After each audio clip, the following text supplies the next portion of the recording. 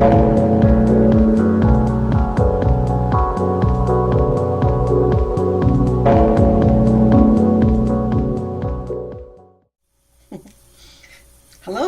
and welcome to Affaircare's podcast.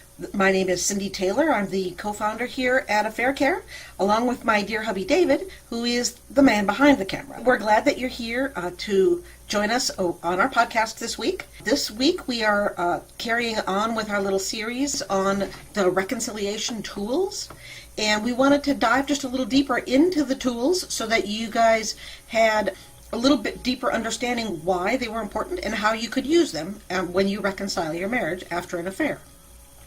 Last week, we were talking about the reconciliation tool number 1, which is the Myers-Briggs personality test, and we will go ahead and link to that podcast right here.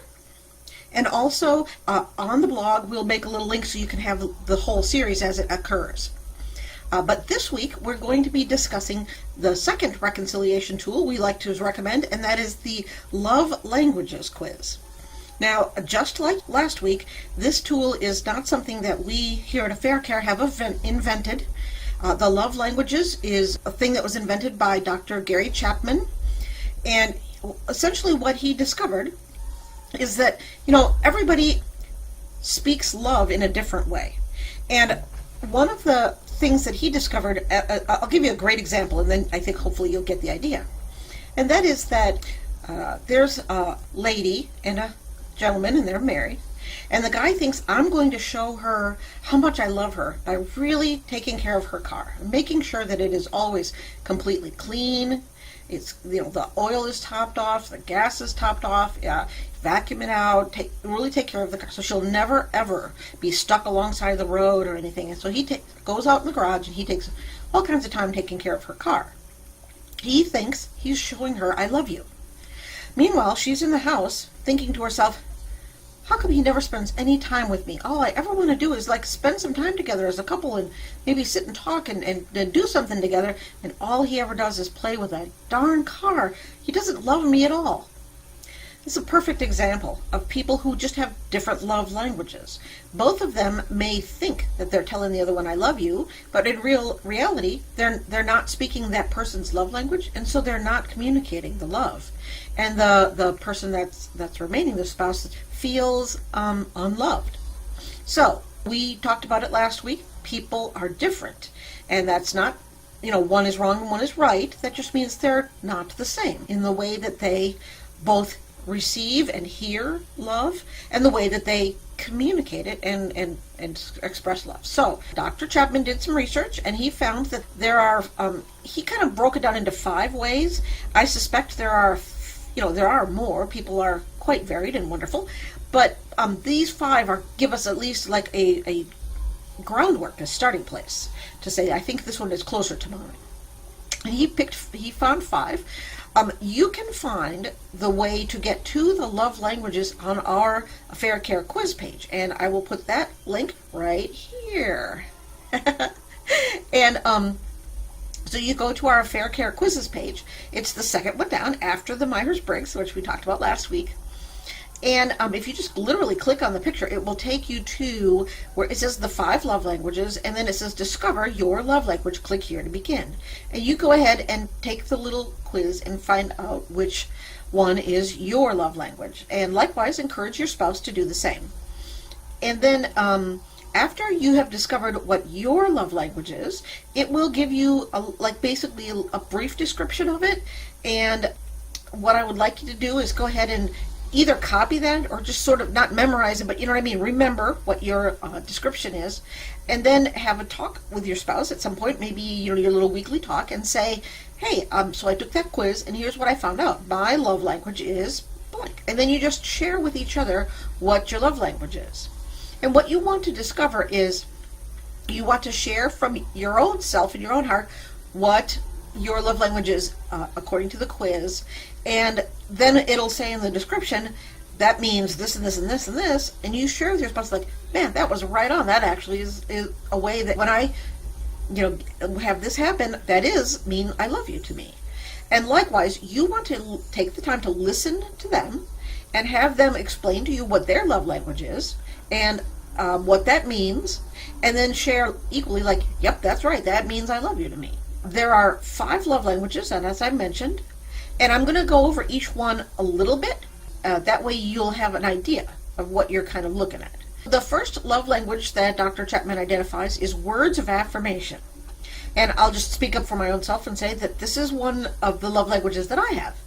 When your spouse or someone other than yourself says to you positive things about what you've done or things they've noticed, or in other words, they affirm you. They say, I like your hair, I like your outfit. Those are external things.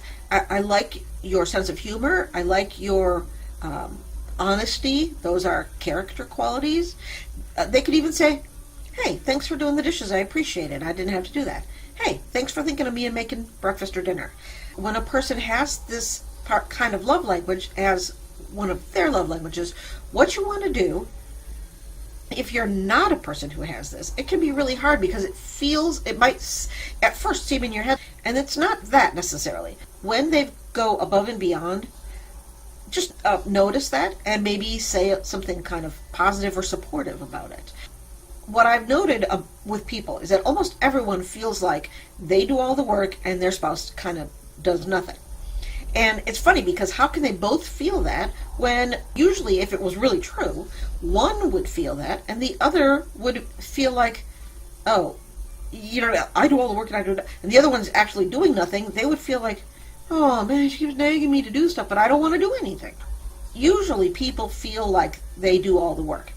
And what helps when you're getting that feeling like you're doing everything and the other guy's doing nothing is to have someone say thank you. In real life, you're both, go to work full time and care for the kids afterwards and do dishes and dinner afterwards, but also like do the yard and do housework together afterward and everything. Still tell your spouse thank you. Hey, I noticed you did a good job with the kids tonight. Thank you. That can be a great word of affirmation, but especially if they did something kind of cool, got a promotion, got something kind of good at work, definitely say something. That's a big one for them.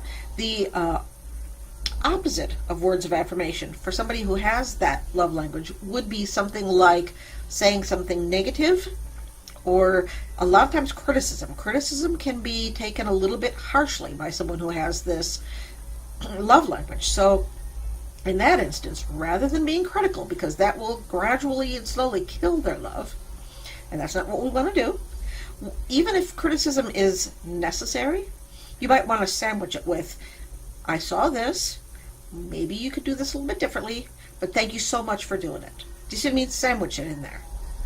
But bear in mind that when you do say something negative, it's going to hurt a words of affirmation person more than it would a different person. Okay, the next one is acts of service. This one is going to sound kind of...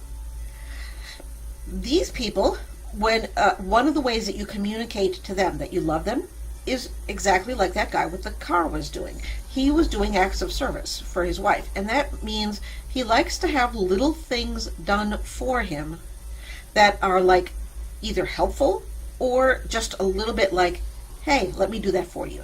So an acts of service person is going to, if you say, hey, let me do your chore for you today, that would really mean I love you to them. If you do those little things that are like he was doing, keeping the car clean, always gas topped off, oil topped off, sweep it out, vacuum it out. He was keeping that. That was an act of love in his mind, because what he was doing is, I'm going to do all these little things just to make your life easier. And it's not all about letting the spouse be lazy, but rather we have these things divided up. We both pitch in and do them, but on the occasion I'm going to do this little extra thing for you, and that usually means I love you to them. Now, on the other hand, a person who has acts of service as a love language, the opposite of that for them would be when you neglect to do your side and or never ever do little extra things for them. So if you find out, for example, that your spouse is an acts of service person, you might think to yourself, I have to do a bunch of more chores now just to show them I love them. But really, that's not it. It's more like bring them their slippers. That's just a nice thing to do, right? I mean, it's a little, or let them have the remote one day. Just let them have it.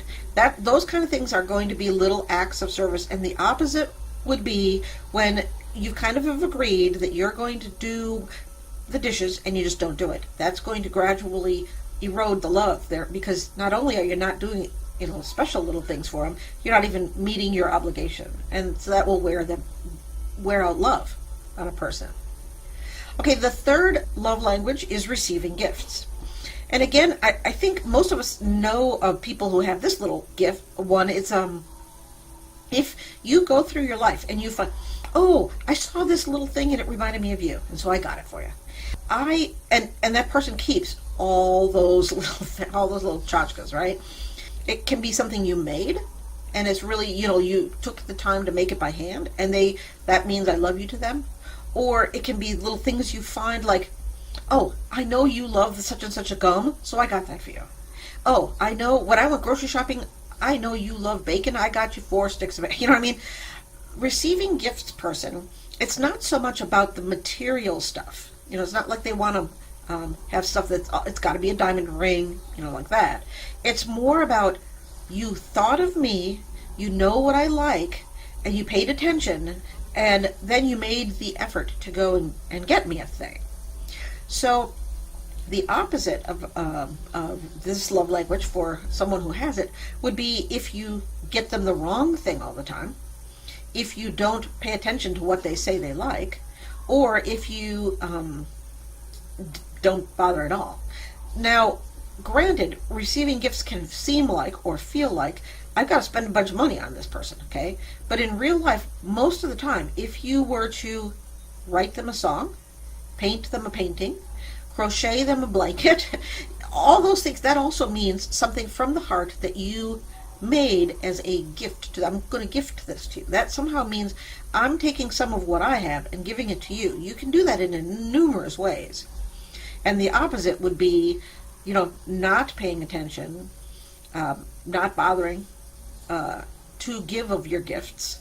So I mean, that would be the opposite of that language for them, and it would gradually erode their love. Okay, the fourth one, we're almost done. The fourth love language that Dr. Chapman has identified is quality time. And this one is a big one for my dear hubby. He loves to spend quality time together. And what that means is when we're alone, there's not other things that interrupt us, such as there's not the internet, there's not the cell phones, and we don't have people coming over. And we actually look each other in the eye, actually, participate in some, active listening where I hear what he says and I say it back to him, make sure that that's what he meant. He does the same for me. We're communicating, and then we actually do something enjoyable. Now, that can be anything from, we actually do this quite a bit. We watch movies, and then we will sit and talk to each other about the movie, about the actor, about, oh, that reminded me of this, or the screenwriting was this, or the camera, the lighting, all that stuff. We will talk about it. And then we talk about whether we enjoyed it or not. Do we want to watch more? That kind of thing, okay? So we're spending quality time. This is what it means is, I mean enough to you that you would invest your time with me. That's a quality time person, love language. If your spouse has this love language, the opposite of quality time would be when you are constantly being interrupted, when you constantly blow off their time, when you constantly, allow others basically in there. And then they feel second best or third best or worse. And that really extinguishes the love that they have for you. So if your spouse is a quality time person, and you're supposed to be there at 8 o'clock, and you work late, and there was a business, and then you come home and you're all grouchy, and you don't really listen to them, so you're blowing the love, that you're taking away love rather than building it. So you want to learn, with a quality time person, you want to figure out when you can spend uninterrupted personal time, and actually, not be too exhausted to talk to them, and actually just enjoy some time with the other person, your spouse. I'm going to spend some, and here's something that we kind of enjoy together. That's another thing that can, so for example, it could be playing a sport together. It could be, playing a game. Maybe you just play cards or something together. That's quality time in a way as well, because you're still spending time and doing something you both enjoy, and you get done and you feel like, yeah, that was fun, let's do that again. That's quality time. And then the final love language that we have is physical touch. People act very funny with the whole physical touch because, oh, it always leads to sex. And, some women are so sexually repressed and some men are so sexually it's all I think about is sex. We're not talking about sex here, necessarily. It can go there, but if you want to. But physical touch is a person who actually is, we call them a touchy-feely, right?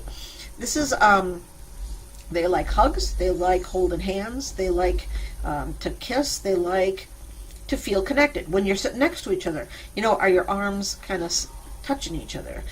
Do you have your legs flopping over each other? This is a person, they like the physical connection, okay? So if you have a spouse who likes physical touch, it does not necessarily mean you constantly have to have sex with them. It means that they like to have their arm touched. Put your hand around them, your hand around their waist. Put your hand on their shoulder, on their arm. Hold hands. That is physical touch. And likewise, the opposite of physical touch would be exactly the situation I was just describing, where you're so sexually repressed, male or female, doesn't matter, because both sides can be, but you're so sexually repressed that you don't do even like holding hands or touching. You sit on opposite sides of the couch. When you go to bed at night, you sleep on opposite sides of the king size bed, and there's this big batch between you. You don't ever just touch each other. That would be the opposite. What you want to do in reconciliation situation is just discover what yours is, discover what your spouse's is, and then maybe have them give you a few examples of things that I can remember when you did this, and that really did make me feel loved. So, for example, with my dear hubby and I have words of affirmation is a big one for me. Quality time is a big one for him. So I might say, you remember when I accomplished, I was putting together the such and such for work, and I finally got it done, and it looked great and stuff. Words of affirmation would be when you told me how proud you were of me. That went in my head for days. I was so happy because I knew you really were proud of me, and that made me feel very loved. And for him, he might say, well, remember when I was having a really tough day, and you just turned off your internet, and you turned and looked at me and you said, honey, seems like you need to spend some time. Let's go and have a picnic. And we went off and had a picnic. That really meant I love you to me. Then you take that, what they've told you, and that's the sort of thing that will mean I love you to your spouse. Now, it's not necessarily that you would show them your way, because that doesn't mean I love you to them. You want to find out what means I love you to them, and then do that for them. And that would help in Affaircare terms, it would help to build the love kindlers. You're going to be kindling the love by speaking their language. With this guy in the garage, he wants to learn that his wife wants to spend time with him. So guess what? Yes, it's okay to keep the car going, but come in and spend some time with your wife. All right, well, thank you so much again for joining us here on our podcast this week. Next week, we will be looking at the third reconciliation tool. We're going to look at the love kindlers and then the love extinguishers, and then our last one is the REBT. So it's a 5-week series, and we look forward to having you back. Thank you so much for joining us today, and hope you have a great day. Thanks. Bye-bye.